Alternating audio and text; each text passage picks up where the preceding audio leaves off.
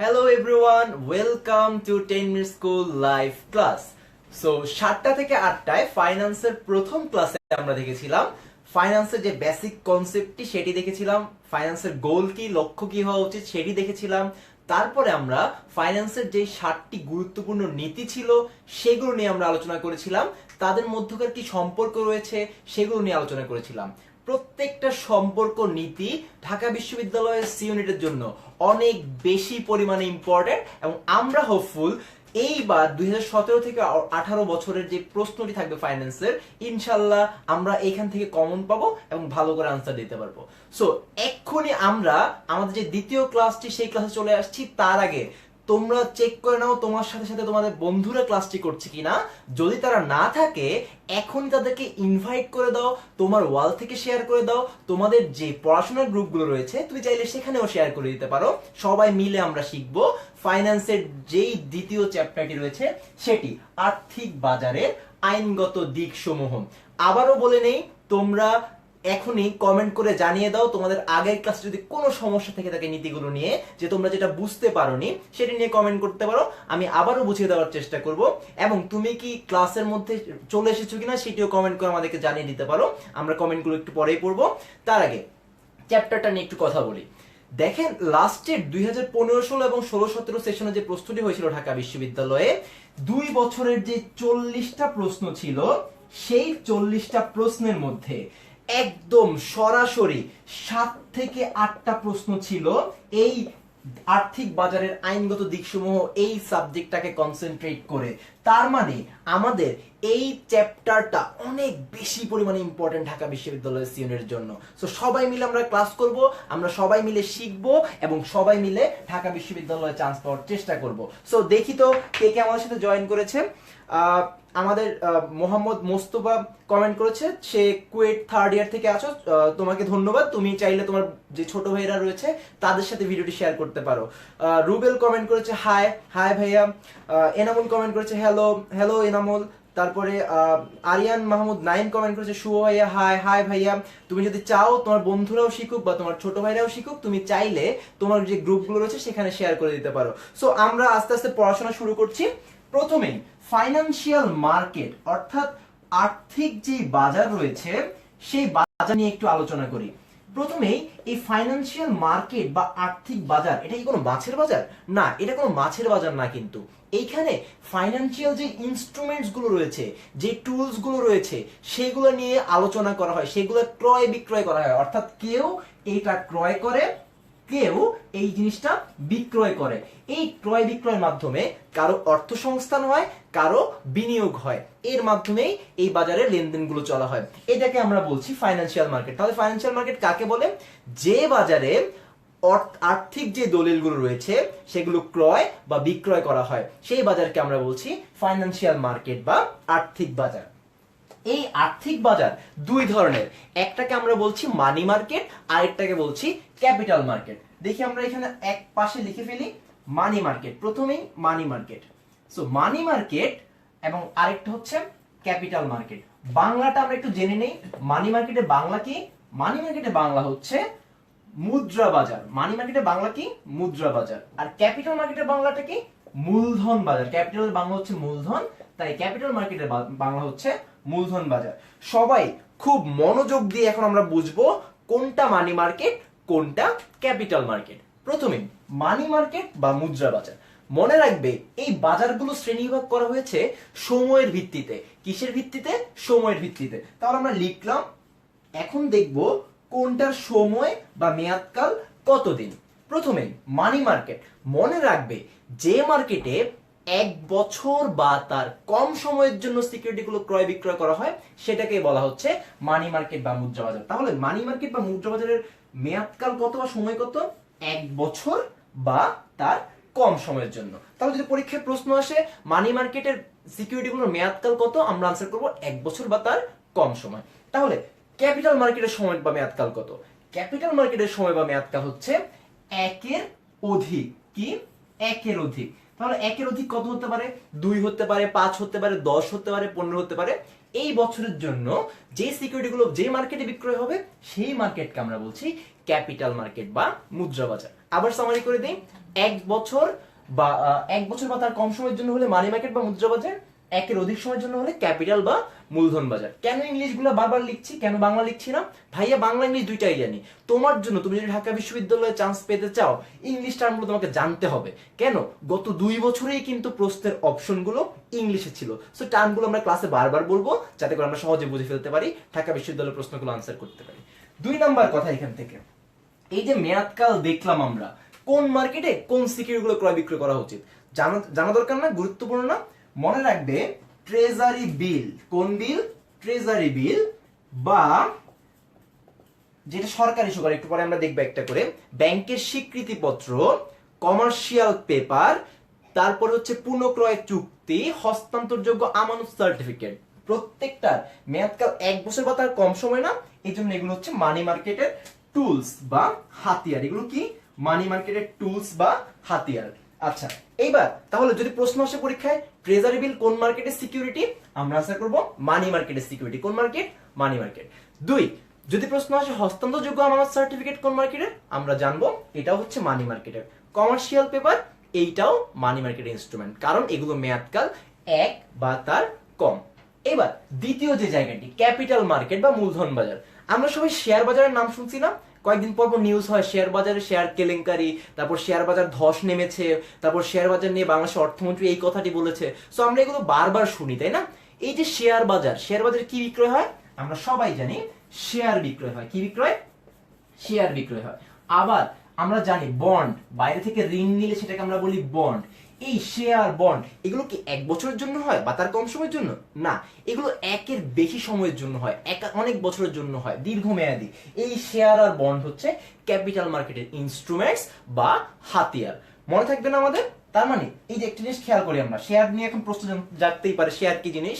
মনে রাখবে, যৌথ মূলধনী কোম্পানি যখন অর্থায়ন করতে চায়, তারা যেই মানে দলিলটি বা যেই টুলসটি ইস্যু করে, সেটাই হচ্ছে আমার শেয়ার। তুমি যদি একটা শেয়ার কিনো, তুমি ওই কোম্পানির একজন মালিক হয়ে যাবে। কিন্তু এই স্কয়ার ফার্মাসিউটিক্যালস, বেক্সিমকো ফার্মা, তুমি কিন্তু এটা মালিক হতে পারো। কিভাবে বলো তো? তুমি জাস্ট ওইখানে একটা শেয়ার কিনলে তুমি তাদের একজন মালিক হবে। শেয়ার হোল্ডারে হচ্ছে কোম্পানির প্রকৃত মালিক। আর বন্ড কি? তুমি যদি বাইরে থেকে লোন নাও, ঋণ নাও, তাহলে সেটা হবে বন্ড। দেখো, শেয়ার আর বন্ডের মধ্যে একটা ছোট্ট পার্থক্য আছে। শেয়ার কিনলে তুমি মালিক হবে, লোন কিনলে তুমি কিন্তু মালিক হবে না, তুমি হবে কোম্পানির পাওনাদার, থার্ড পার্টি। মনে থাকবে, শেয়ার কিনলে তুমি কি পাবে? তুমি শেয়ার থেকে ডিভিডেন্ড পাবে। কি পাবে? ডিভিডেন্ড বা লভ্যাংশ পাবে। তাহলে যদি পরীক্ষায় প্রশ্ন আসে শেয়ার থেকে অর্জিত আয়ের নাম কি, হতে পারে ম্যানেজমেন্টে আসছে, হতে পারে ফাইন্যান্সে আসছে, আমরা আনসার করব শেয়ার থেকে অর্জিত আয়ের নাম হচ্ছে লভ্যাংশ বা ডিভিডেন্ড।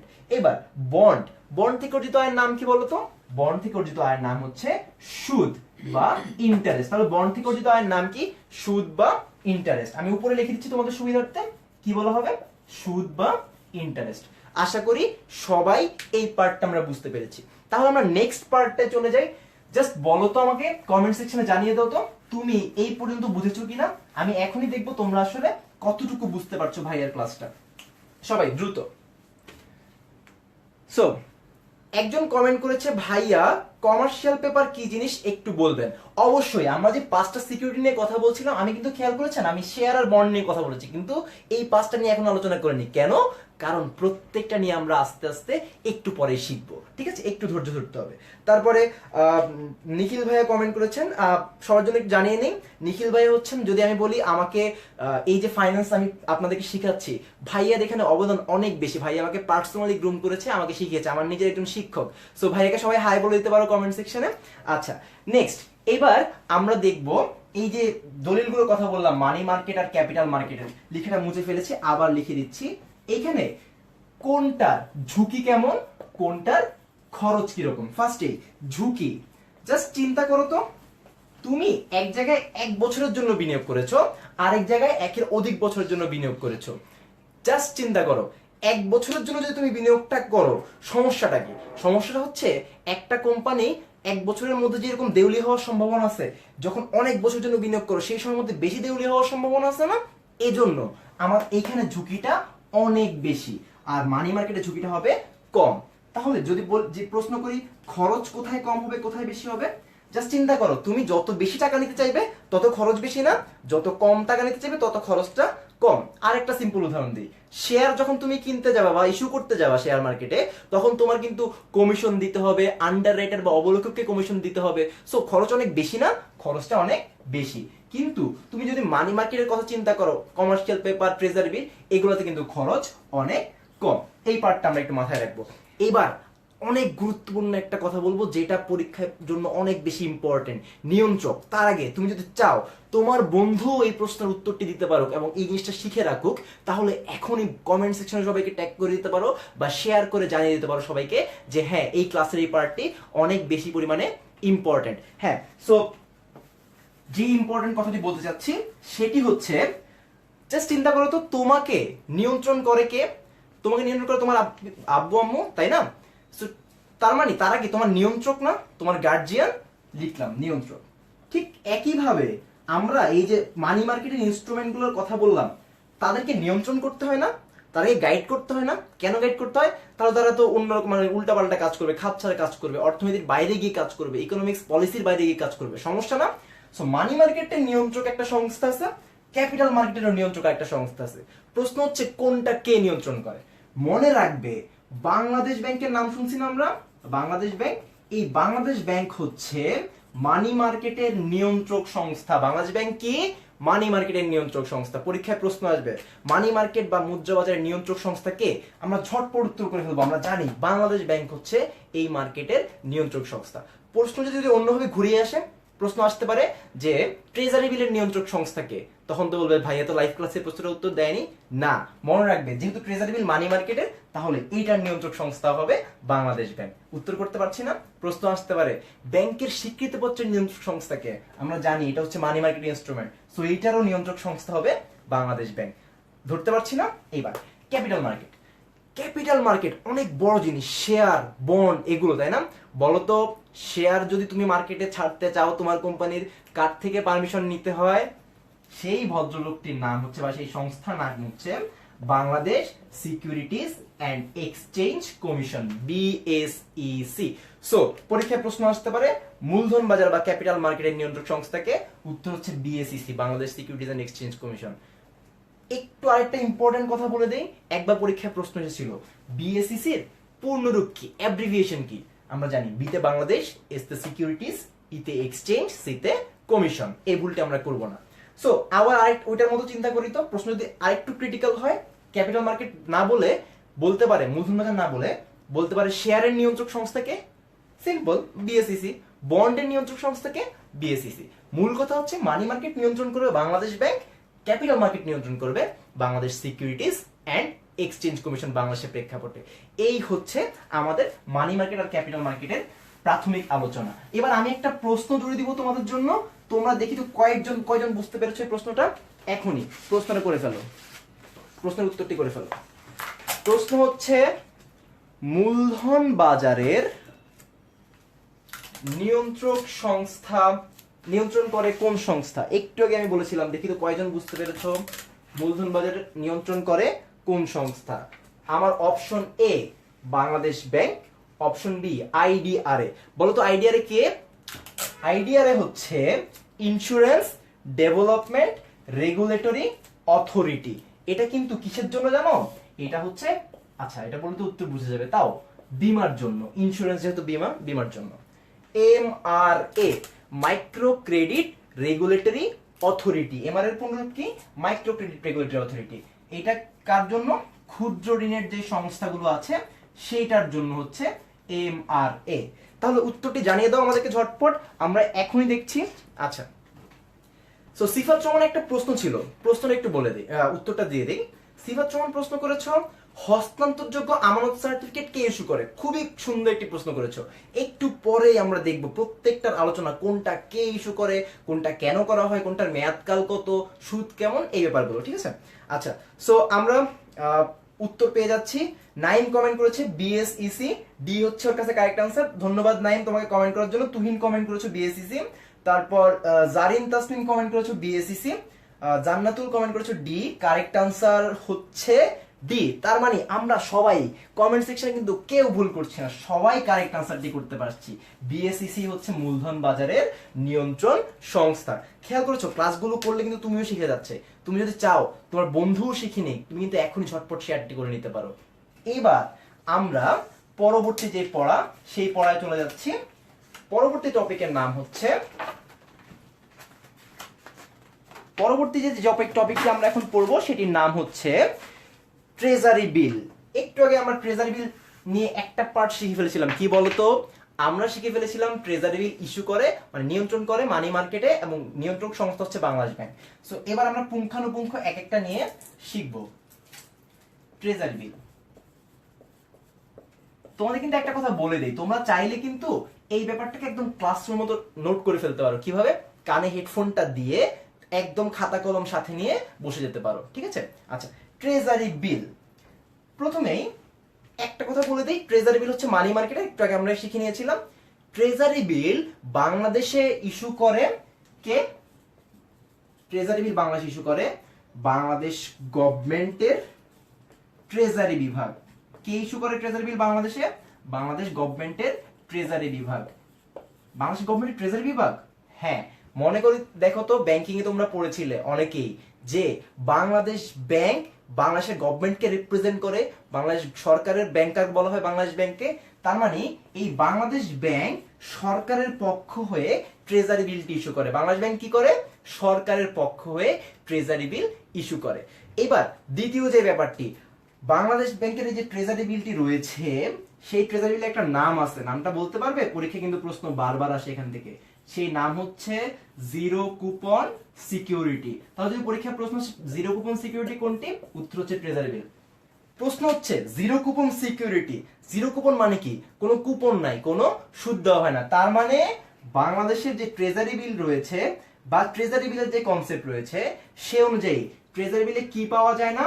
আমি উপরের সাইডে লিখে দিচ্ছি তোমাদের বোঝার সুবিধার্থে, কোনো সুদ পাওয়া যায় না। তার মানে ট্রেজারি বিলে কি থাকে না?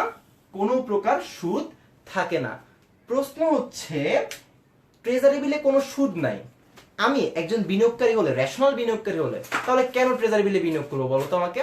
কমেন্ট সেকশনে এখনই জানিয়ে দাও। ট্রেজারি বিলে কোনো সুদ নাই, নাম হচ্ছে জিরো কুপন সিকিউরিটি, তাহলে মানুষ কেন ট্রেজারি বিলে বিনিয়োগটি করে? এখনই দ্রুত কমেন্ট সেকশনে জানিয়ে দাও কেন ট্রেজারি বিলে আমরা এরপরে বিনিয়োগ করি। আচ্ছা, সো দেখতেই পাচ্ছ ভাইয়া একটা জিনিস ভুল করে ফেলেছি, কেন লিখে ফেলেছি। সো এই জিনিসটা একটু খেয়াল করবে। আচ্ছা, সো একজন কমেন্ট করেছে জিরো ইন্টারেস্ট রেট, আইমান ভাইয়া কমেন্ট করেছে অ্যামেজিং ক্লাস হচ্ছে শুভ, থ্যাংক ইউ ভাইয়া। ভাইয়া আপনি যদি চান আপনার স্টুডেন্টরাও শিখুক এখান থেকে, আপনিও চাইলে শেয়ার করে দিতে পারেন আমাদের সাথে। আচ্ছা, সরকার আবির মোহাম্মদ লিখেছে রিস্ক ফ্রি, আরেকজন লিখেছে ঝুঁকি কম। কারেক্ট আনসার কোনটা? সবাই বলার চেষ্টা করছে ঝুঁকি মুক্ত। একজন কমেন্টে কারেক্ট আনসার করেছে, সাজিদ সীমান্ত, তোমাকে ধন্যবাদ। কারণ আমাকে সুদ না দিলেও এইখান থেকে আরেকটা জিনিস পাওয়া যায়, সেটা হচ্ছে, এক্সাম্পল দেই তাহলে আর ক্লিয়ারলি বুঝে যাবে। মনে করো একটা ট্রেজারি বিলের ফেস ভ্যালু, অর্থাৎ গায়ে লেখা থাকা মূল্য 100 টাকা। কত টাকা? 100 টাকা। আচ্ছা, ট্রেজারি বিলের ফেস ভ্যালু 100 টাকা, কিন্তু যখন গভর্নমেন্ট ইস্যু করেছে, গভর্নমেন্ট ইস্যু করলো তোমার কাছে 80 টাকায়। কত টাকায়? 80 টাকায়। খেয়াল করো তো, তুমি 100 টাকার ট্রেজারি বিলটা কিনতে পেরেছো 80 টাকায়, তার মানে তুমি ক্রয় করলে কত টাকা দিয়ে? 80 টাকা দিয়ে। তাহলে চিন্তা করো, 80 টাকা দিয়ে কিনেছো, গভর্নমেন্টের কাছে যখন তুমি ফেরত দিতে যাবে, বলবে যে ভাই আমি তো আপনার কাছে টাকার অর্থায়ন করেছিলাম, আমার এবার টাকাটা আমাকে ফেরত দেন, তখন গভর্নমেন্ট কিন্তু তোমাকে 100 টাকার পুরোটাই ফেরত দিবে। তার মানে তোমার এই যে 20 টাকা পার্থক্য, এটা হচ্ছে তোমার লাভ। ট্রেজারি বিলের এইটাই হচ্ছে লাভ। এজন্য ট্রেজারি বিল কেন আমার সুদ না থাকার পরও বিনিয়োগ করি? কারণ মনে রাখবে এইটা ডিসকাউন্টে বা বাট্টায় বিক্রি করা হয়। তাহলে ট্রেজারি বিলে কি লাভ? এটা আমার ডিসকাউন্টে বা বাট্টায় বিক্রয় বা ইস্যু করা হয়, এই জন্য মানুষ ট্রেজারি বিলটা কিনে। মনে থাকবে। আবার বলে দিচ্ছি, ট্রেজারি বিল কেন মানুষ বিনিয়োগ করে সুদ না থাকার পরেও, জিরো কুপন সিকিউরিটি নাম্বার পরেও?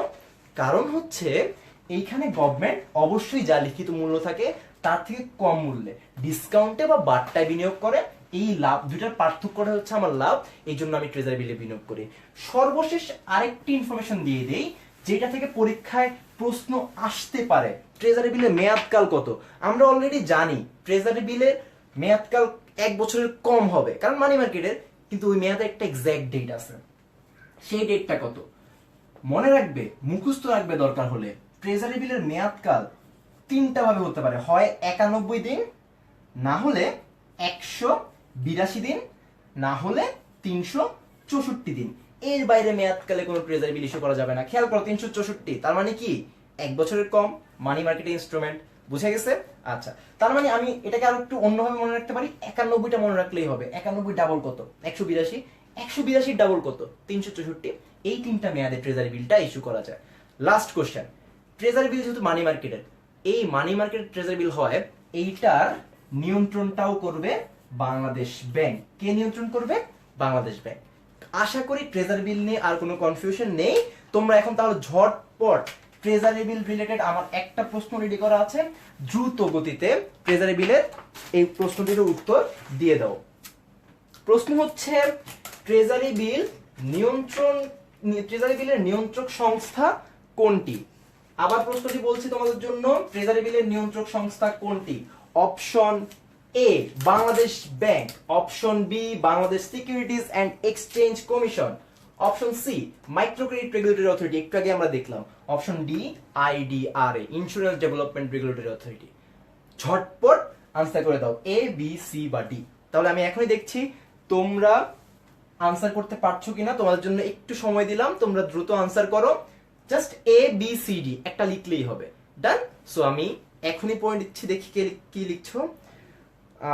সিফাত রহমান কমেন্ট করেছো এ বাংলাদেশ ব্যাংক, সাজিদ সীমান্ত এ, ফারিয়া ফারুক এ, কাজী এ, খন্দকার বাংলাদেশ ব্যাংক।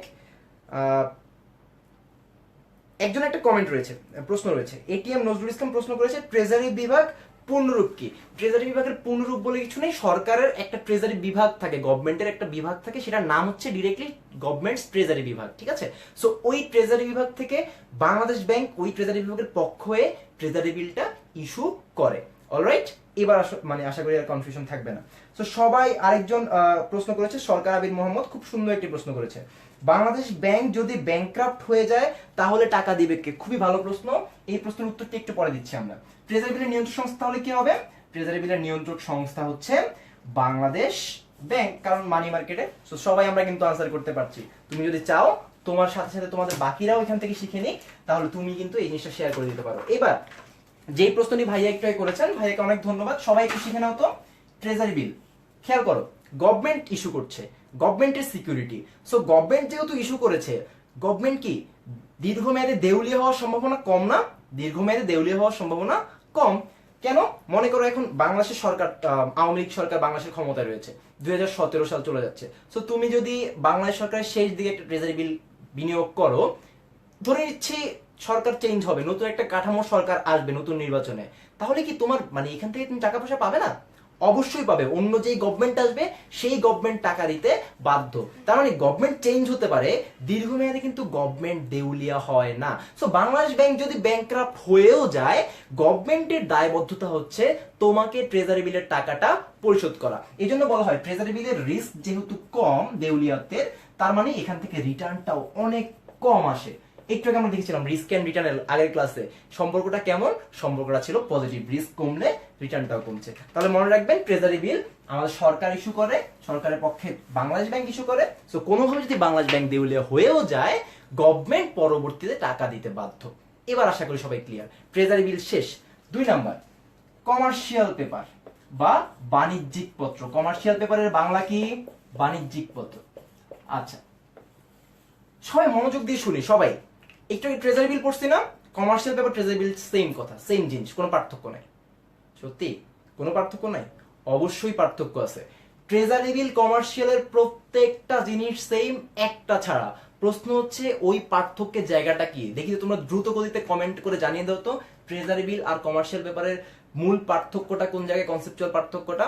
তুমি যদি আনসার করতে পারো তাহলে আমি ধরে নিব তোমার কনসেপ্ট আগে থেকেই ক্লিয়ার রয়েছে। যদি আনসার করতে না পারো কোনো সমস্যা নেই, আমরা এই ক্লাস থেকে জিনিসটা শিখে নিব। সো দেখি তো কেউ ট্রাই করে দেখুক। প্রশ্ন ট্রাই করছে সাজিদ সীমান্ত, বলেছে 270 দিন 70 দিন। আমরা মেয়াদকালটা একটু পরে দেখছি। হ্যাঁ, মেয়াদকালে একটা পার্থক্য আছে, মূল পার্থক্যটা বলো। ইন্টারেস্ট না, ওইটাও ইন্টারেস্টবিহীন ছিল, এটাও ইন্টারেস্টবিহীন। আচ্ছা, জানি না ভাইয়া, বুঝাই দিবেন? অবশ্যই বুঝাই দিব, কোনো সমস্যা নেই। এবার দেখি treasury bill commercial paper, same জিনিস। এইটাও আমার ডিসকাউন্ট বা বাট্টা ইস্যু করা হয়। এটাও কি করা হয়? ডিসকাউন্টে বা বাট্টা ইস্যু করা হয়। এইটাতেও কোনো সুদ থাকে না, কোনো সুদ থাকে না। পার্থক্যটা হচ্ছে ট্রেজারি বিল কে ইস্যু করতো? গভর্নমেন্ট না, এইটা গভর্নমেন্ট ইস্যু করবে না। এটা কে ইস্যু করবে? এইটা ইস্যু করবে কমার্শিয়াল যে প্রতিষ্ঠানগুলো রয়েছে সেই প্রতিষ্ঠানগুলো। তার মানে বাণিজ্যিক প্রতিষ্ঠান সমূহ কমার্শিয়াল পেপার ইস্যু করে। কে ইস্যু করে? বাণিজ্যিক প্রতিষ্ঠান। এইটা হচ্ছে ট্রেজারি বিলের সাথে কমার্শিয়াল পেপারের বেসিক পার্থক্যটা। ওইটা বাংলাদেশের ট্রেজারি বিভাগ বা গভর্নমেন্ট ইস্যু করে, আর এটা হচ্ছে বাণিজ্যিক প্রতিষ্ঠান সমূহ ইস্যু করে। এটা হচ্ছে মেইন পার্থক্য। আরেকটা গুরুত্বপূর্ণ ইনফরমেশন দিয়ে রাখি, প্রত্যেকটা বাণিজ্যিক প্রতিষ্ঠান কিন্তু ইচ্ছা করলেই এই বিলটা ইস্যু করতে পারবে না। তাহলে কমার্শিয়াল পেপার কে ইস্যু করতে পারে? কোন বাণিজ্যিক প্রতিষ্ঠানগুলো? এটা একটা নাম আছে স্পেসিফিক, ওই নামটা হচ্ছে ব্লু চিপস কোম্পানি। খুবই ইম্পর্টেন্ট। ওই নামটার নাম কি? ওই নাম হচ্ছে ব্লু চিপস কোম্পানি। তার মানে পরীক্ষায় প্রশ্ন আসতেই পারে বাণিজ্যিক প্রতিষ্ঠানগুলো কোনগুলো এই কমার্শিয়াল পেপার ইস্যু করতে পারে। উত্তর হচ্ছে blue chips company. Blue chips, নীল চিপস, এটা কি নীল রঙের চিপস? না, এটা হচ্ছে প্রতিষ্ঠানগুলো একটা নাম। আমরা একটু জেনে নেই ব্লু চিপস কোম্পানি কোনগুলো। ব্লু চিপস কোম্পানি হচ্ছে সেগুলো যারা ফাইন্যান্সিয়ালি সলভেন্ট, অর্থাৎ যারা আর্থিকভাবে সচ্ছল, প্লাস যাদের আকার আয়তনে অনেক বড় হয়ে থাকে। তারা আকার আয়তনের দিক থেকে অনেক বড়, অনেক বেশি পরিমাণে তাদের লাভ রয়েছে, কোম্পানির মার্কেটে অনেক বেশি সুনাম রয়েছে, সেই কোম্পানিকে বলা হয় ব্লু চিপস কোম্পানি। তারাই শুধুমাত্র বাণিজ্যিক প্রতিষ্ঠানের হয়ে বাণিজ্যিক প্রতিষ্ঠানগুলো কমার্শিয়াল পেপারটা ইস্যু করতে পারে। আশা করি এইবার সবাই একটু ক্লিয়ার হয়েছে। আরেকটা জিনিস, মেয়াদকাল বলতো এই কমার্শিয়াল পেপারে মেয়াদকাল কত? মেয়াদকাল হচ্ছে কমার্শিয়াল পেপারের জন্য কতদিন? 30 থেকে, ভুল বলেছি কিন্তু ভাইয়া, এই ভুলটা পরীক্ষা করলে হবে না, 90 থেকে 270 দিন। তার মানে 3 মাস থেকে 9 মাস। তো পরীক্ষায় যদি প্রশ্ন আসে কমার্শিয়াল পেপারের মেয়াদকাল কত, উত্তর হচ্ছে 3 থেকে 9 মাস বা 90 থেকে 270 দিন। এইটা হচ্ছে কমার্শিয়াল পেপারের বেসিক আলোচনা। সো আমি আরেকটা প্রশ্ন করব তোমাদেরকে, দেখবো তোমরা বুঝতে পারছো কি পারছো না। দ্রুত কমেন্ট সেকশনে জানিয়ে দাও। প্রশ্ন হচ্ছে বাণিজ্যিক পত্র ইস্যু করতে পারে কে? প্রশ্ন, বাণিজ্যিক পত্র ইস্যু করতে পারে কে? Option A blue chips company, option C green chips company, option C B green chips company, option C মাঝারি আকৃতির কোম্পানি, অপশন ডি ক্ষুদ্র আকৃতির কোম্পানি। সো তোমাদেরকে একটু সময় দিলাম, তোমরা বুঝে শুনে উত্তর করে ফেলো। আবার বাণিজ্যিক পত্র ইস্যু করতে পারে কে? Blue chips company, green chips company, মাঝারি আকৃতির, ক্ষুদ্র আকৃতির কোম্পানি। খুব ইম্পর্টেন্ট প্রশ্ন ঢাকা ভার্সিটির জন্য। সো দেখি কে কে উত্তর করতে পেরেছে। ইউনুস হোসেন অপু এ, সাজিদ সীমান্ত এ, শফিউল এ, ফারিয়া এ, সিফাত রহমান এ, রিফাত হোসেন ব্লু চিপস, প্রীতি এ, সাইদ এ, আচ্ছা খন্দকার জারিন তাসনিম এ, মানে ব্লু চিপস কোম্পানি লিখেছে। সো তাহলে কারেক্ট আনসার কোনটা হবে? একটু আগে আমরা দেখেছিলাম ব্লু চিপস কোম্পানি হচ্ছে আমাদের জন্য কারেক্ট আনসার। তাহলে পরীক্ষা যদি প্রশ্ন আসে বাণিজ্যিক পত্রকে ইস্যু করতে পারে, আমরা ডিরেক্টলি আনসার করে ফেলবো ব্লু চিপস কোম্পানি। আরেকটি প্রশ্ন রয়েছে আমাদের জন্য, প্রশ্নটি হচ্ছে কমার্শিয়াল পেপারের কি কোনো লিগ্যাল অব্লিগেশনস আছে কিনা। আচ্ছা, লিগ্যাল অব্লিগেশনস বলতে আসলে কি বোঝানো হচ্ছে, যে মানে আইনগত কোনো বাধা বৈধতা আছে কিনা। অবশ্যই কমার্শিয়াল পেপার আপনি ইচ্ছে হচ্ছে আপনি মানে ইস্যু করে দিতে পারবেন না, কারণ আমরা জানি কমার্শিয়াল পেপার কোন মার্কেটের? মানি মার্কেটের। সো সবার প্রথমে আপনাকে বাংলাদেশ ব্যাংকে যেতে হবে, গিয়ে বলতে হবে আমারটা ব্লু চিপস কোম্পানি, আমি চাচ্ছি অর্থায়নের জন্য কমার্শিয়াল পেপার ইস্যু করতে, আমি কি পারবো কি পারবো না। সো যখন আপনাকে ওই অ্যাপ্রুভালটা দেওয়া হবে তখনই আপনি গিয়ে এই পেপারটা ইস্যু করতে পারবেন। তাহলে 3 নাম্বার যেই আমার যেই 3 নাম্বার সিকিউরিটি রয়েছে সেটি হচ্ছে হস্তান্তরযোগ্য আমানত সার্টিফিকেট। 3 নাম্বার সিকিউরিটির নাম কি? হস্তান্তরযোগ্য আমানত সার্টিফিকেট।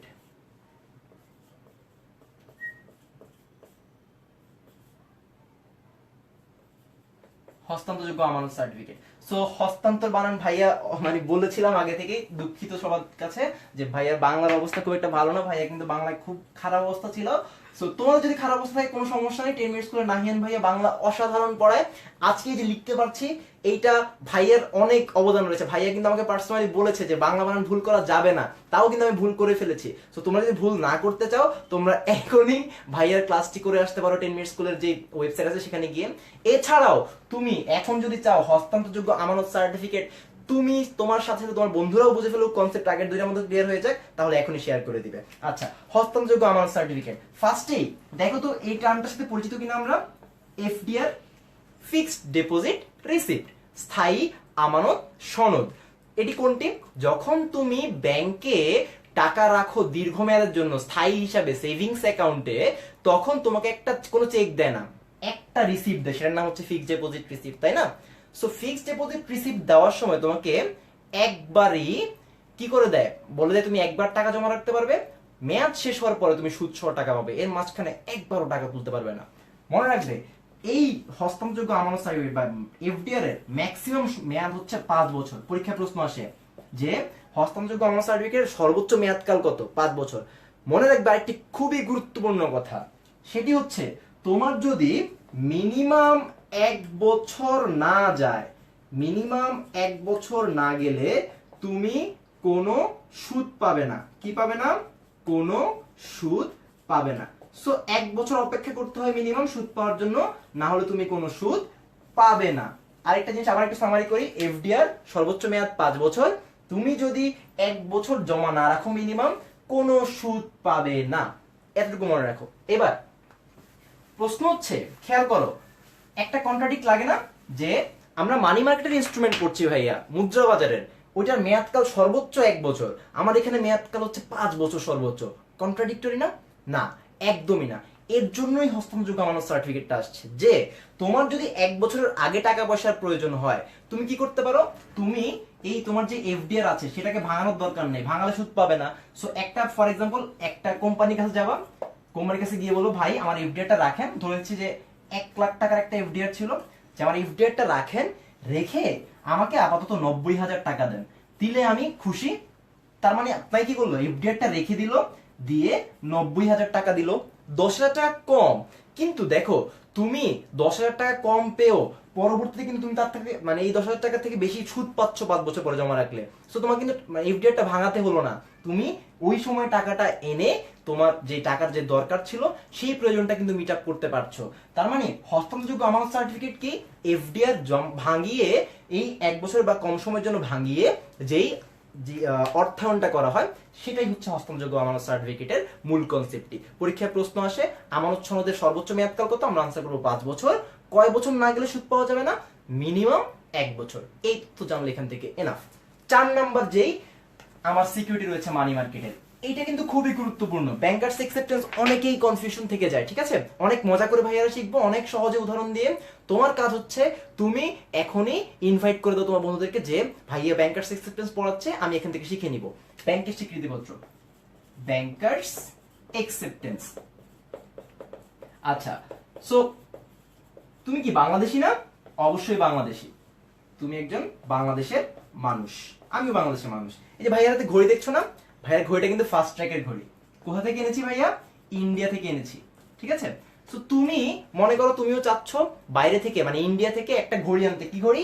ফাস্ট ট্র্যাকের মডেলের একটা ঘড়ি, একটা ভালো ঘড়ি আনতে, ঠিক আছে? তোমার পছন্দ হয়েছে, তুমি এখন ইন্ডিয়া থেকে আনতে যাচ্ছ। এইটা জাস্ট একটা উদাহরণ, তুমি জাস্ট আগে বুঝো, তারপর মূল কনসেপ্টটা বলে দিব। সো বাংলাদেশে বসে তুমি ইন্ডিয়া থেকে ফাস্ট ট্র্যাকের ঘড়ি আনতে চাও, বাংলাদেশের মানুষ তুমি, তোমাকে ইন্ডিয়ার ওই দোকানদার চিনে? চিনে না। ওই ইন্ডিয়ার দোকানদার তোমাকে চিনে? তোমাকেও সে চিনে না। সো দুজন কি দুজনের কাছে অপরিচিত না? একদমই অপরিচিত। কেউ কাউকে বিশ্বাস করবা? নিজের বন্ধুকেই বিশ্বাস করো না কখনো কখনো। সো ওই ইন্ডিয়ান মানুষই কিভাবে বিশ্বাস করবা? তুমি টাকা পাঠিয়ে দিলে সে যদি পণ্য না দেয়, সে চিন্তা করবে আমি যদি পণ্য পাঠিয়ে দেই সে যদি টাকা না দেয়।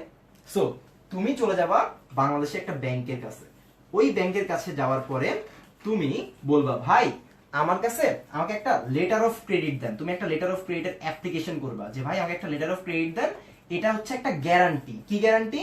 যে আমি ইন্ডিয়ার ওই ভদ্রলোককে চিনি না, ওই ভদ্রলোককে আমি চিনি না, ওই ভদ্রলোককে আমি ঘড়ি কিনবো, যদি আমি টাকা পাঠাই দিলে ওই ভদ্রলোক আমাকে ঘড়িটা না পাঠায়, তুমি ব্যাংক আমাকে এই খরচটা পরিশোধ করবে। ঠিক আছে?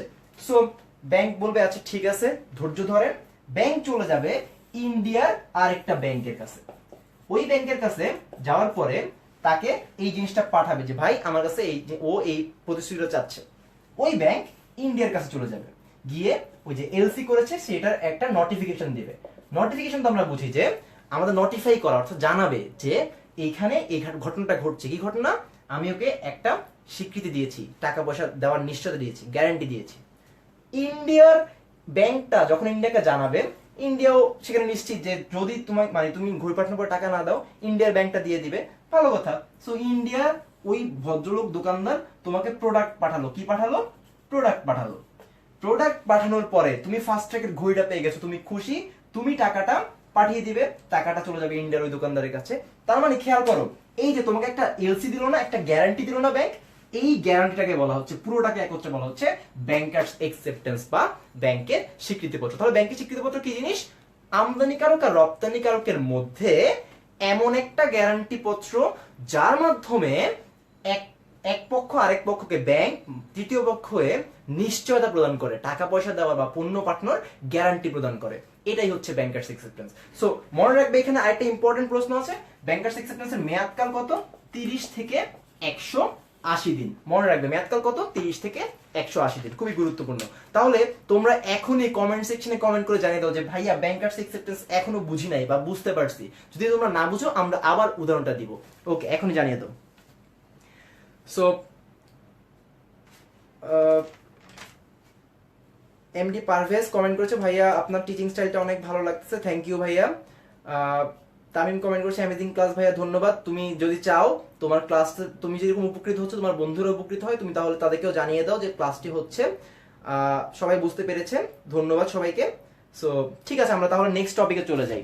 4টা সিকিউরিটি হয়ে গেছে, প্রত্যেকটা মানি মার্কেটের একটা সিকিউরিটি বাদ পড়েছে। তুমি কমেন্ট করে জানাও তো কোনটা এখনো তুমি শিখতে পারোনি। ভাইয়া কিন্তু একটা এখনো পড়াই নাই, ভাই কিন্তু ফাঁকিবাজি করতে পারি। তুমি যদি খেয়াল না রাখো, ভাই কিন্তু ফাঁকি দিয়ে অন্য টপিকে চলে যাবো। সো দেখি তুমি জানো কিনা। হ্যাঁ, রেপো বাংলা হচ্ছে মানে পুরনো রূপ হচ্ছে রিপারচেজ এগ্রিমেন্ট, বাংলায় বলা হয় পুনঃক্রয় চুক্তি। বাংলায় কি বলা হয়? পুনঃক্রয় চুক্তি। ভাইয়া কিন্তু একটা ফাঁকিবাজি করছি, কি বলতো, বাংলা না লিখে আগে ইংলিশটা লিখছে, তাহলে তুমি বুঝবে ভাইয়া জানে, ভাইয়া কিন্তু বাংলায় কাঁচা। ঠিক আছে? আচ্ছা, সো পুনঃক্রয় চুক্তি কি জিনিস আরেকটা উদাহরণ দিব, সবাই মনোযোগ দিয়ে শুনবো। ঠিক আছে? ভালো করে দেখি। ধরো তুমি একটা ব্যাংক, ব্যাংকের নাম হচ্ছে ডিবিবিএল, আমরা তো জানি তাই না, ডাচ বাংলা ব্যাংক লিমিটেড। আচ্ছা, সো তোমার কাছে 5 লাখ টাকার ট্রেজারি বিল আছে। কি আছে? 5 লাখ টাকার ট্রেজারি বিল। কি আছে? 5 লাখ টাকার ট্রেজারি বিল। সমস্যা কি?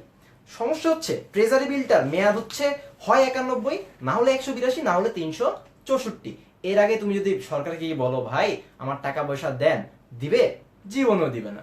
সো তোমার এখন মনে করো আজকেই টাকা দরকার হয়েছে, 4.5 লাখ টাকার মতো দরকার, তুমি কি ট্রেজারি বিল গভর্নমেন্ট টাকা দিবে? দিবে না। তুমি কি করলে? বুদ্ধি করে সোনালী ব্যাংকে চলে গেলে। কোন ব্যাংকে?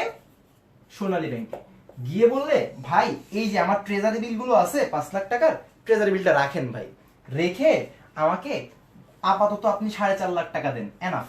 আপাতত কত টাকা? 4.5 লাখ টাকা ডিমান্ড করতেছে। সো ট্রেজারি বিল, এই 4.5 লাখ টাকা সোনালী ব্যাংক ট্রেজারি বিল গুলো রেখে টাকাটা ডাচ বাংলা ব্যাংকে দিয়ে দিল। সো দেখো কম টাকা পাইছে 50,000। সো ডাচ বাংলা ব্যাংকে বোকা? না, বোকা না, তার তো টাকা দরকার ছিল। আপাতত 4.5 লাখ টাকা পেলে তার জন্য অনেক কিছু, সেই টাকাটা ইনভেস্ট করে সেখান থেকে রিটার্ন পাবে। সো এই যে সোনালী ব্যাংক টাকাটা পাঠালো, কয়েকদিন পরে সোনালী ব্যাংক কি গভর্নমেন্টের কাছে গেলে হবে যে ভাই আমার টাকা মানে ট্রেজারি বিল আছে দিয়ে দেন? গভর্নমেন্ট টাকা দিবে? জীবনও দিবে না। কেন? কারণ ট্রেজারি বিলে কার নাম লেখা? ডাচ বাংলা ব্যাংকের নাম লেখা। সো ডাচ বাংলা ব্যাংক মেয়াদের আগে আবার সোনালী ব্যাংকে যাবে, গিয়ে বলবে এই নেন ভাই আপনার 5 লাখ টাকা, 5 লাখ টাকা দিয়ে দিল। ঠিক আছে? এবার যেটা করবেন, আমার ট্রেজারি বিলগুলো আমাকে আবার ফিরিয়ে দেন। তার মানে ট্রেজারি বিলগুলো কি করতেছে? পুনরায় ক্রয় করতেছে না, আবার সে সোনালী ব্যাংক থেকে দ্বিতীয়বারের মতো ক্রয় করে নিচ্ছে। এই দ্বিতীয়বারের ক্রয় চুক্তিটাকে আমরা বলছি পুনরায় ক্রয়ের চুক্তি বা রিপারচেজ এগ্রিমেন্ট। তাহলে রিপারচেজ এগ্রিমেন্ট কি জিনিস?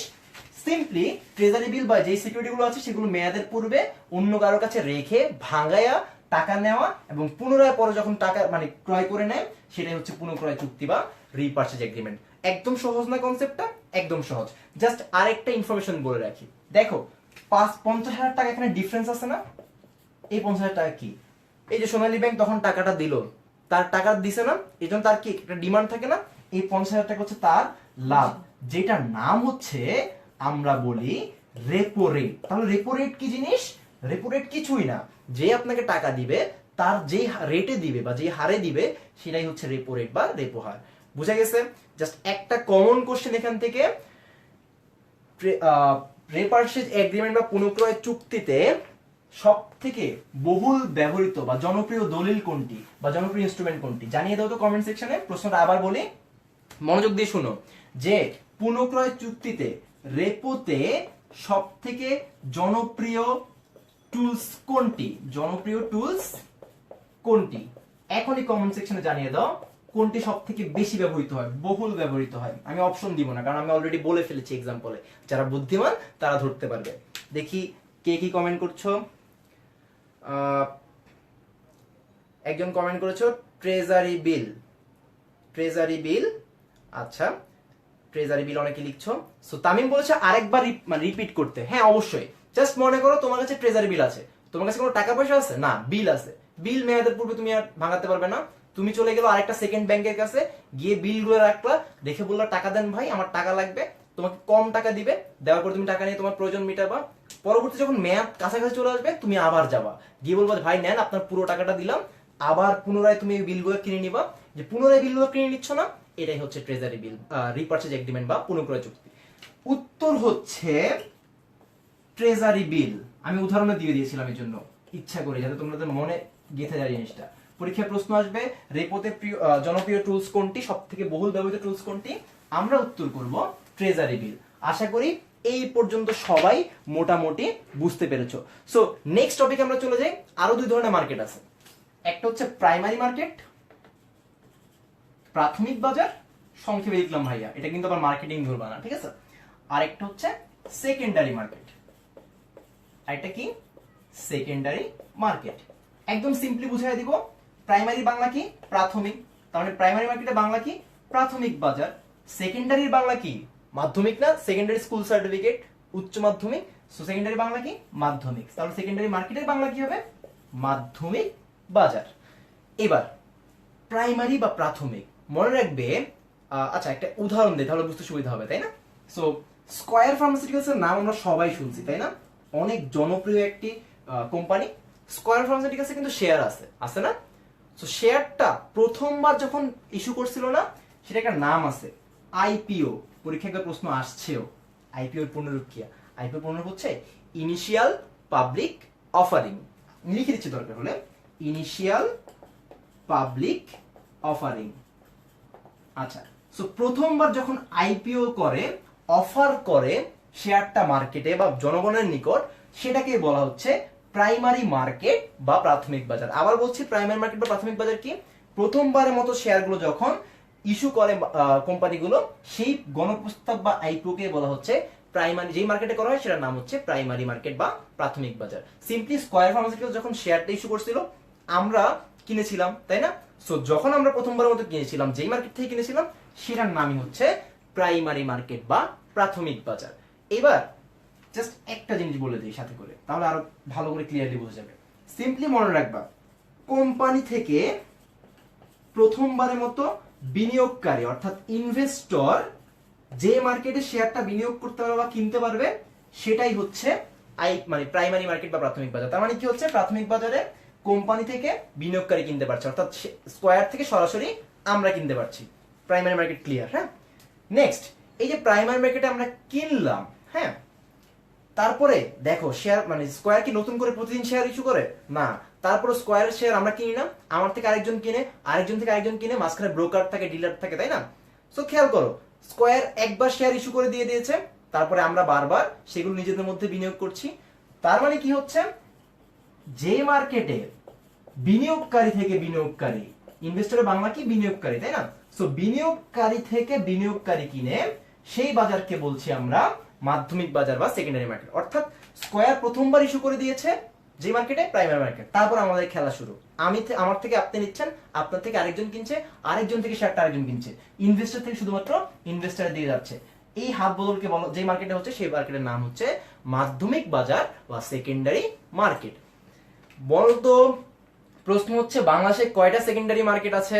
দেখি তো কেউ আনসার করতে পারো কিনা, কমেন্ট সেকশনে এখনই জানিয়ে দাও বাংলাদেশে কয়টা সেকেন্ডারি মার্কেট আছে শেয়ারের জন্য। কয়টা সেকেন্ডারি মার্কেট?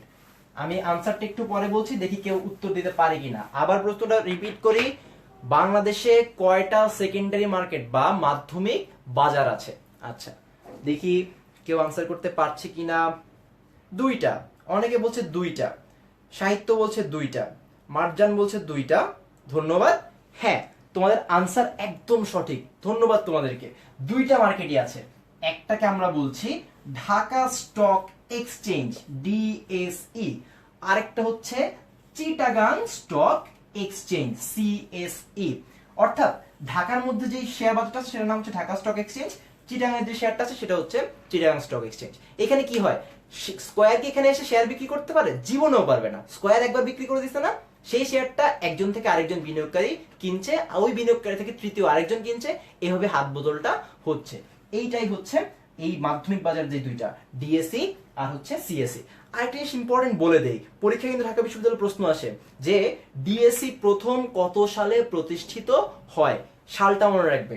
মনে রাখবে ফার্স্টে কিন্তু ডিএসসি ছিল না, ফার্স্টে ছিল east Pakistan stock exchange limited, মানে ইএসই। ওই ইস্ট পাকিস্তান এক্সচেঞ্জ লিমিটেড প্রথম আসছে 1954 সালে। তারপরে এটার নাম ডিএসসি হয় কবে জানেন? 1964 সালে। ঠিক আছে, তার মানে প্রথমে ছিল east Pakistan exchange limited, stock exchange limited, তারপরে সেটার নাম 1964 সালে হয় ঢাকা স্টক এক্সচেঞ্জ লিমিটেড। এরপরে যেটা হয় চিটাগাং স্টক এক্সচেঞ্জ লিমিটেডে এরপরে প্রতিষ্ঠিত হয়, চিটাগাং স্টক এক্সচেঞ্জ লিমিটেড এরপরে প্রতিষ্ঠিত হয় কত সালে বলো তো? সালটা হচ্ছে 1995। মনে থাকবে? সো এই জিনিসটা আমরা একটু মাথায় রাখবো। আরেকটা ইম্পর্টেন্ট পার্ট আছে এখানে, পার্টটা হচ্ছে মনে করো তিরিং বিরিং করছে। কি তিরিং বিরিং? যা মানার কথা ছিল বিএসসিসি সেইটা মানে নাই, মানে অর্থাৎ বিএসসিসি যেই ধরনের কথাবার্তা বলেছিল সেই কথাবার্তা কিন্তু এরা রাখতে পারে নাই কোম্পানিগুলো। তখন কি করবে বিএসসিসি জানেন? তখন বিএসসিসি এদেরকে তালিকাচ্যুত করে দিবে। তালিকাচ্যুত মানে যে ওদের যেই তালিকা আছে, শিডিউল আছে, সেখান থেকে বের করে দিবে, যেটাকে আমরা বলি ওটিসি, ওভার দা কাউন্টার। এটা আরেকটা মার্কেট যেখানে এই তালিকাচ্যুত কোম্পানিগুলো তাদের শেয়ার ক্রয় বিক্রয় করতে পারবে, সেই মার্কেটের নাম হচ্ছে ওভার দ্য কাউন্টার মার্কেট। মনে রাখবেন পরীক্ষায় প্রশ্ন আসে কোন বাজারে এই তালিকাচ্যুত কোম্পানিগুলো শেয়ার ক্রয় বিক্রয় করে, সেই বাজারের নাম হচ্ছে ওটিসি মার্কেট বা ওভার দ্য কাউন্টার মার্কেট। এবার তাহলে ঝটপট আমাদের আরেকটা প্রশ্নের আনসার করে দেন তো। তার আগে আরেকটা প্রয়োজনীয় ইনফরমেশন দিয়ে রাখি, বাংলাদেশের সিকিউরিটিজ এন্ড এক্সচেঞ্জ কমিশন, নিয়ন্ত্রক সংস্থা যেটাকে আমরা বলছি ক্যাপিটাল মার্কেটের, সেটা আসে 1993 সালে। অলরাইট, দেন এই এসিসি বর্তমানে নামের আগে বি লাগিয়ে দেওয়া হয়, বাংলাদেশ লাগিয়ে দেওয়া হয়, বিএসসিসি নামটা হয় 2012 সালে। এই তথ্যটা আমরা মনে রাখবো, এসিসি নামে আসে 1993 সালে নিয়ন্ত্রক সংস্থাটা, বিএসসিসি নামটা হয় 2012 সালে। পরীক্ষার জন্য কিন্তু খুবই ইম্পর্টেন্ট। এইবার আমি একটা প্রশ্ন করব, ঝটপট উত্তর দিয়ে দেন আপনারা, দেখি কয়জন ক্লাস ধরতে পারছি আমরা। আইপিও কোন বাজারের সাথে সম্পৃক্ত? প্রশ্ন হচ্ছে আইপিও কোন বাজারের সাথে সম্পৃক্ত? আবার বলছি, আইপিও কোন বাজারের সাথে সম্পৃক্ত? Option A OTC market, over the counter market, option B primary বা প্রাথমিক বাজার, অপশন সি সেকেন্ডারি মার্কেট বা মাধ্যমিক বাজার, অপশন ডি মানি মার্কেট। আবার বলছি, ইনিশিয়াল পাবলিক অফারিং, প্রথমবারের মতো গণপ্রস্তাব, তাও বলে দিলাম কোন মার্কেটের সাথে সম্পৃক্ত, ওটিসি নাকি প্রাইমারি না সেকেন্ডারি না মানি মার্কেট। দেখি তো কয়জন আমাদেরকে সঠিক উত্তরটি জানাতে পেরেছে, দ্রুত আনসার করে দাও। সো ফারহানা ফারা কমেন্ট করেছে বি, ধন্যবাদ। ফারিয়া কমেন্ট করেছে বি, খন্দকার জারিন তাসনিম বি, শফিউল বলেছে প্রাইমারি মার্কেট, আলবাব বলেছে প্রাইমারি মার্কেট, তার মানে আমরা সবাই একই উত্তর দিচ্ছি। সবাই যখন একটা উত্তর দেই, আমি যদি এটাকে উত্তর না নেই, আপনারা মানবেন না আমাকে? সো উত্তর কি? প্রাইমারি মার্কেট হচ্ছে আমার কারেক্ট আনসার, কারণ প্রথমবারের মতো আমি আইপিওটা করি এখানে। সো এইটাই হচ্ছে আমাদের আর্থিক বাজার নিয়ে প্রাথমিক আলোচনা। তোমরা এর বাইরেও যদি একদম শিওর থাকতে চাও ঢাকা বিশ্ববিদ্যালয়ে আর কি কি টপিক আসে, তাহলে ওই জিনিসগুলো আমি একটু বলে দিই, জাস্ট বাসায় পড়ে নিবে, ঠিক আছে? তা না হলেও কোনো সমস্যা থাকলে আমাদেরকে জানিয়ে দিবে, আমরা উত্তর দিয়ে দিব। 10 মিনিট স্কুলের লাইভ যে গ্রুপটি রয়েছে সেখানে যে কোনো প্রশ্ন, যে কোনো ধরনের প্রশ্ন আমাদেরকে জানিয়ে দিবে। পারলে কমেন্ট সেকশনে জানিয়ে দাও, আমি বলে দিব, সমস্যা নাই। সেটা হচ্ছে বাংলাদেশের শেয়ার বাজারে শেয়ারের ক্যাটাগরি, এই পার্টটা একটু পড়ে নিবে। শেয়ারের ক্যাটাগরি কি কি রয়েছে সেই ক্যাটাগরিগুলো পড়ে নিবে। আমি একটু বলে দেই, হিন্টস দিয়ে দেই। 5 ক্যাটাগরি শেয়ার আছে, এ, বি, জি, এন, জেড।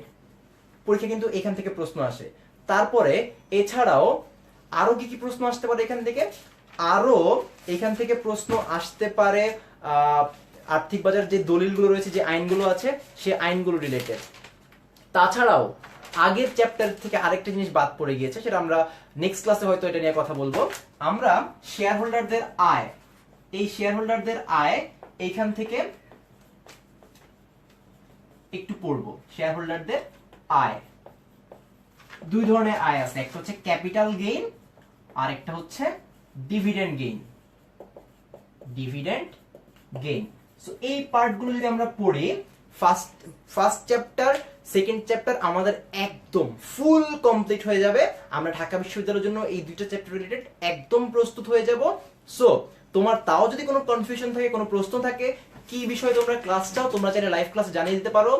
নেক্সটে আমি সেই বিষয়গুলো নিয়ে আবার উপস্থিত হব। এইভাবে সহজ করে আমরা পড়ার চেষ্টা করব। সবাই আমরা খুব ভালো থাকবো ইনশাল্লাহ। আমরা সবাই ভালো রেজাল্ট করবো পরীক্ষায়। আল্লাহ হাফেজ, গুড বাই।